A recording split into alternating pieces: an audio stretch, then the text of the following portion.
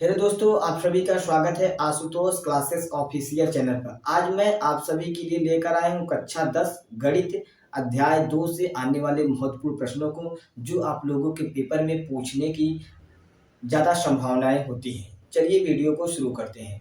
तो आप लोगों के सामने पहला प्रश्न है कि द्विघात बहुपद 7 और द्विघात बहुपद x square plus 7x plus 10 के शून्य ज्ञात कीजिए और शून्यकों के बीच के संबंध की सत्यता की जांच कीजिए। तो आप लोगों को द्विघात बहुपद है x square plus 7x plus 10 के शून्य ज्ञात करेंगे। तो दिया हुआ है x square plus 7x plus 10 ये होता है द्विघात बहुपद इक्वल टू जीरो होगा। शून्य पूछ रहा है, जीरो होगा। यहाँ 7x को इस प्रकार तोड़ना है आप लोगों को कि जोड़ने पर 7x और गुणा करने पर 10 आए। तो चलिए हम इसको तोड़ते हैं। यहाँ से x स्क्वायर उतार लेंगे, फिर इसको तोड़ेंगे 5x plus 2x plus 10 equal to 0 होता है। आप लोग इसको देख सकते हैं, 5x प्लस 2x जोड़ेंगे क्या आएगा 7x, इन दोनों का गुणा कराएंगे तो 10 आएगा। 5 दूनी 10, यहाँ क्या हो गया 10 आ गया, 10 आ गया। अब यहाँ इसको हम लेते हैं कॉमन, इन दोनों में जो कॉमन होगा उसको यहाँ से कॉमन लेंगे और इन दोनों में जो कॉमन होगा उसको यहाँ से कॉमन लेंगे। तो कॉमन हम लेते हैं, यहाँ से क्या कॉमन मिलेगा, यहाँ से कॉमन मिलेगा आपको x। जब x को कॉमन लेंगे तो यहाँ बचेगा x प्लस, यहाँ से क्या मान लीजिए x क्या बचेगा 5, x प्लस 5 प्लस यहाँ से क्या कॉमन होगा, यहाँ से कॉमन होगा 2, यहाँ से 2 कॉमन लेंगे तो बचेगा क्या x प्लस 10 इक्वल टू 0।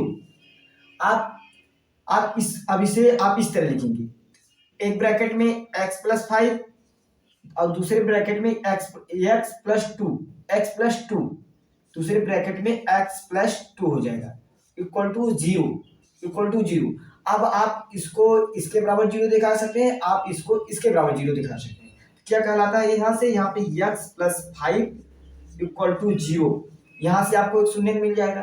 फिर दूसरा शून्य की x प्लस 2 इक्वल टू 0, यहाँ से इसको पश्चांतर करेंगे तो x बराबर -5 और यहाँ से पश्चांतर करेंगे x बराबर -2 होगा। एक शून्य आपको a मिल गया और दूसरा शून्य आपको क्या मिला, a मिला। अब अगला आप लोगों से पूछा था शून्य ज्ञात कीजिए। यहाँ आप लोगों को मिल गया पहला शून्य x इक्वल टू -5 और दूसरा शून्य x इक्वल टू -2 होता है। अब अगला आगे क्वेश्चन कहा है कि शून्यकों के बीच के संबंध की सत्यता की जांच कीजिए। तो शून्यकों के बीच सत्यता की जांच करेंगे। यहाँ पे आप लोग ऐसे यहाँ लिखेंगे कि सत्यता की जांच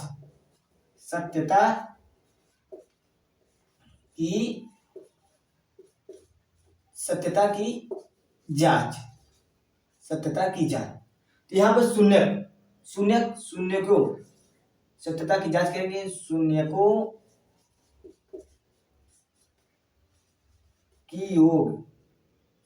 का योग क्या होगा, शून्यकों का योग, एक शून्य क्या है -5, एक शून्य क्या है -2, इन दोनों का हम जोड़ेंगे -5 प्लस -2, इनको हम जोड़ेंगे तो जो ये माइनस ये प्लस है तो इसको क्या बना देगा, माइनस बना देगा। यहाँ जो जोड़ेंगे इन दोनों को तो हो जाएगा -7, इसके बटे हम 1 मान सकते हैं। कोई मान इसका कोई फर्क नहीं पड़ेगा, इसलिए इसके बटे 1 मान लेते हैं, या 1 होता ही है। आप इसको आप दिखाएंगे माइनस होगा, ये होता है x का गुणांक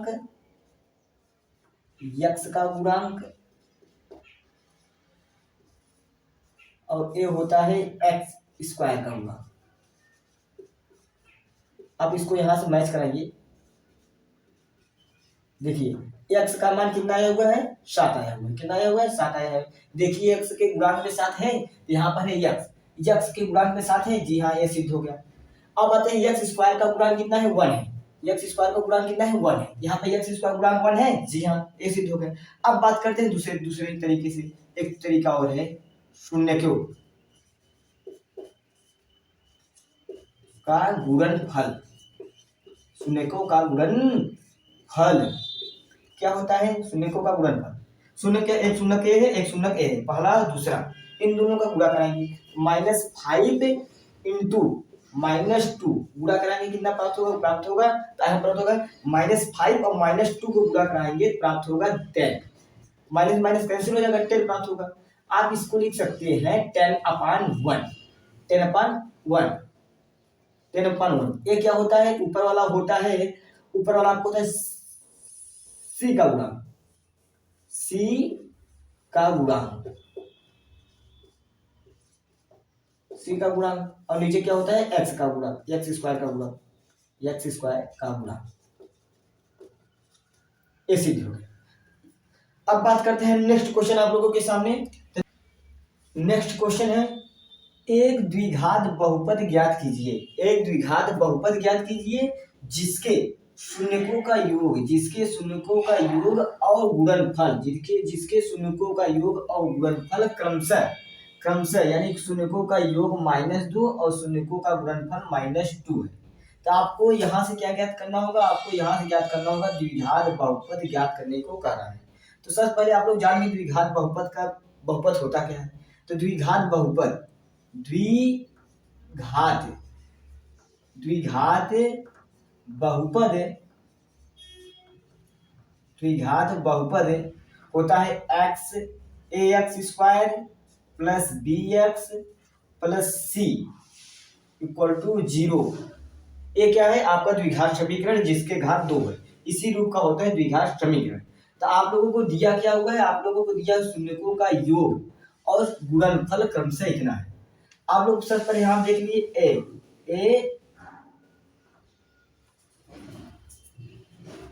दिया हुआ है, क्या दिया हुआ है? दिया है शून्यकों का योग, शून्यकों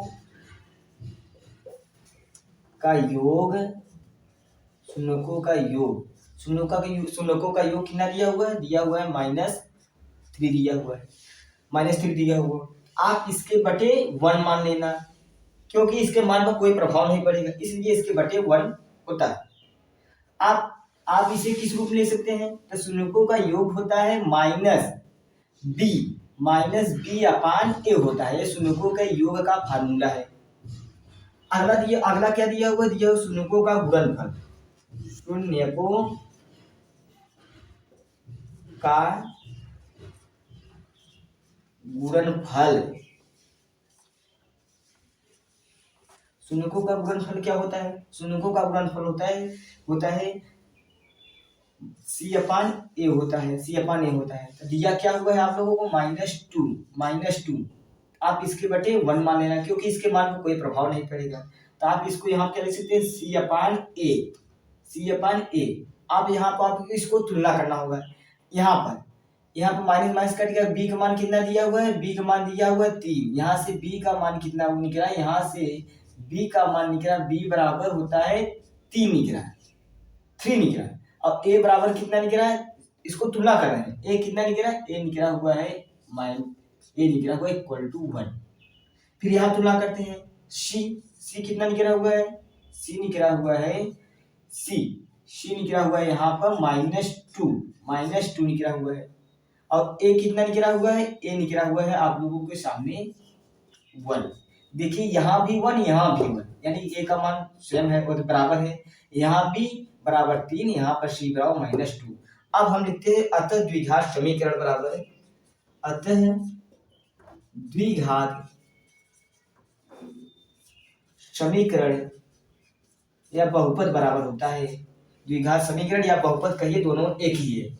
क्या होगा? यहाँ पर रखेंगे मान, a का मान कितना हुआ है? 1 रखेंगे, कितना हो जाएगा? x² प्लस b का मान कितना दिया हुआ है? 3 दिया हुआ है, तो हो जाएगा 3x प्लस है प्लस c का मान कितना दिया है? c का मान दिया -2, यहाँ पर ब्रैकेट में -2 हो जाए इक्वल टू 0।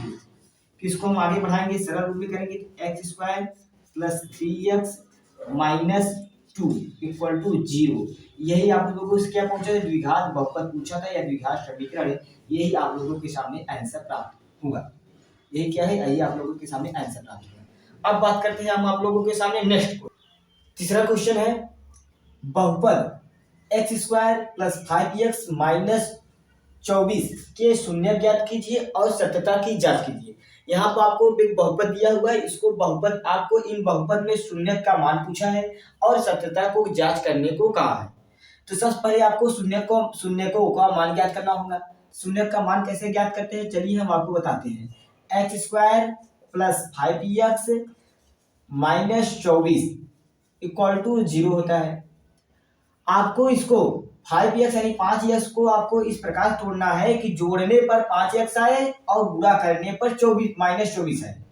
जोड़ने पर 5x आए, जोड़ने आपको 5x यानी 5x को इस प्रकार तोड़िए कि जोड़ने पर 5x आए और गुणा करने पर -24 आए, गुणा करने पर -24 आए, गुणा करने पर -24 आए। चलिए इसको हम आपको तोड़ के दिखाते हैं। कैसे तोड़ते हैं? 5x इसको 5x को x² हो जाएगा प्लस 5x को हम इस प्रकार तोड़ेंगे कि जोड़ने पर 5x और गुणा करने पर -24 है। तो हम इसको लिख सकते हैं 8x - 3x। आप लोग यहाँ देख सकते हैं 8x में 3x जाएगा, कितना बचेगा? 5x। अब इन लोग दोनों गुणा करेंगे प्लस 8x और उसके बाद -3x को गुणा करेंगे तो क्या आ गया? 8 × 24 -24 आ गया। आ गया नहीं? फिर इसको उतारेंगे -24 = 0। आप लोगों को इन दोनों जो कॉमन हो उसको लेने आपको इन दोनों जो कॉमन हो उसको लेने। यहाँ से क्या कॉमन होगा? यहाँ से कॉमन होगा x। जब x को कॉमन लेंगे बचेगा x प्लस 8 + 8 ब्रैकेट बंद। फिर यहाँ पर हम लेंगे -3 को कॉमन लेंगे क्योंकि यहाँ पर भी माइनस है, तो -3 को कॉमन लेंगे -3। यहाँ क्या बचेगा? x माइनस कॉमन लेंगे, क्या बचा? प्लस बचा, प्लस 3 कॉमन ली 8 × 24, यहाँ क्या बच गया? 8 = 0। x + 8 एक ब्रैकेट में x - 3 एक ब्रैकेट में = 0 होता है। आप लोग यहाँ पर शून्य ज्ञात करेंगे। x + 3 = 0, x + 8 = 0 और x - 3 = 0। यहाँ भी इसको पश्चातन करेंगे तो x बराबर -8, यहाँ पश्चातन करेंगे तो x बराबर 3 आ जाएगा। तो पहला शून्य क्या हुआ है? पहला शून्य का आप लोगों के सामने आया है कि x बराबर -8। दूसरा शून्य क्या है? x बराबर 3। तो आप लोगों को जो प्रश्न कहा था कि शून्य ज्ञात कीजिए, तो आप लोगों को एक चीज निकल गया, शून्य का मान निकल गया। अब बात करते हैं सत्यता की जांच। सत्यता की जांच करेंगे तो आप लोगों को सत्यता को जांच करने के लिए मैं इससे पहले क्वेश्चन में बताया था कैसे जांच करते हैं। चलिए एक बार फिर से देख लेते हैं सत्यता की जांच कैसे करते हैं। आप लोग यहाँ डालना होगा सत्यता की जांच। सत्यता की जांच यहाँ पर आपको लिखे शून्य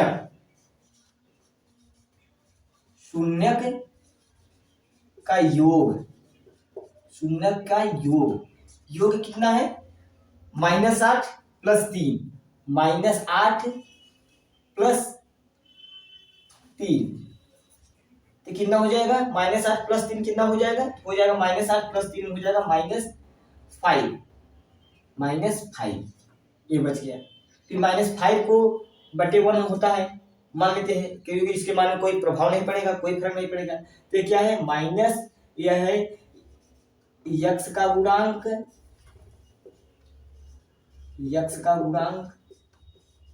और ये क्या है? x² का गुणांक।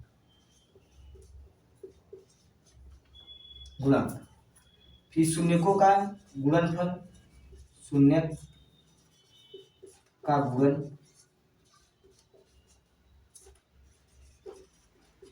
कितना होता है? -8 × 3 = 8 × 24 -24 इसके बटे 1 हो जाएगा। यहाँ पे 24 क्या है? यहाँ पे 24 क्या है? c का गुणांक, यानी c का गुणांक है, c का गुणांक बटे x² का गुणांक।